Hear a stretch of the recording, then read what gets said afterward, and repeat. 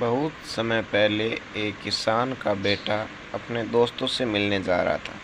अंधेरा था और वह जल्दी में था, इसलिए उसे रास्ते में आराम फरमाता कोबरा नहीं दिखा। उसने कोबरा की पूंछ को रौंदा। वह तुरंत बाद पीछे हट गया, लेकिन तब तक बहुत देर हो चुकी थी। गुस्सा होकर कोबरे ने उस पर हमला कर दिया और उसे डस लिया। कोबरा का जहर दुनिया में सबसे घातक में से एक है।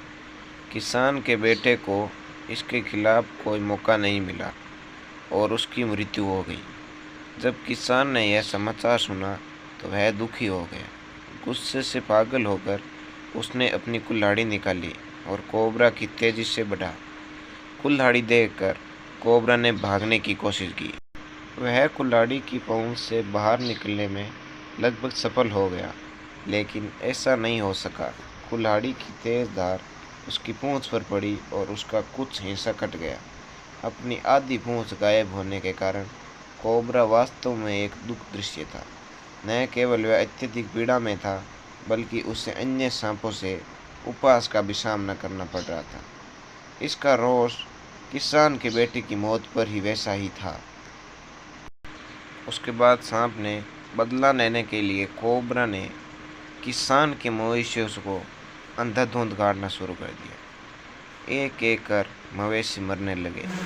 अब किसान अपनी आय का एक बड़ा हिस्सा अपने मवेशियों से प्राप्त करता था। उनकी मृत्यु स्वाभाविक रूप से उनके लिए एक आघात थी। उसने कोबरा को फंसाने के लिए तो मारने की कई बार कोशिश की, लेकिन असफल रहा। हर बार कोबरा ने उसे मात दे दी। गहरी निराशा में किसान ने सोचा कि क्या किया जाए।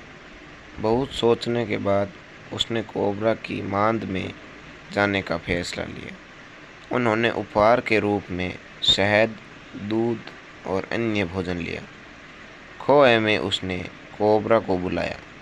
जब कोबरा ने बाहर झांक कर देखा तो उसने उससे कहा, चलो माफ़ कर दो और भूल जाओ।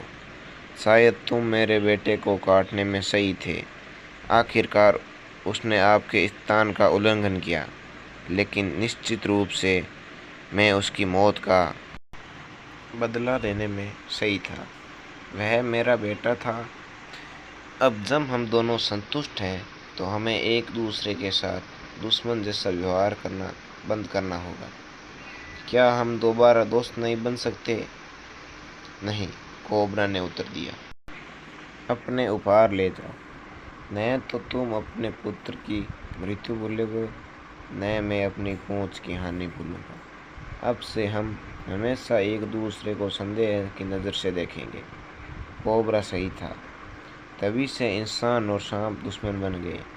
उन्होंने एक दूसरे को जो चोटें पहुंचाई, उन्हें अभी भी भुलाया नहीं जा सका।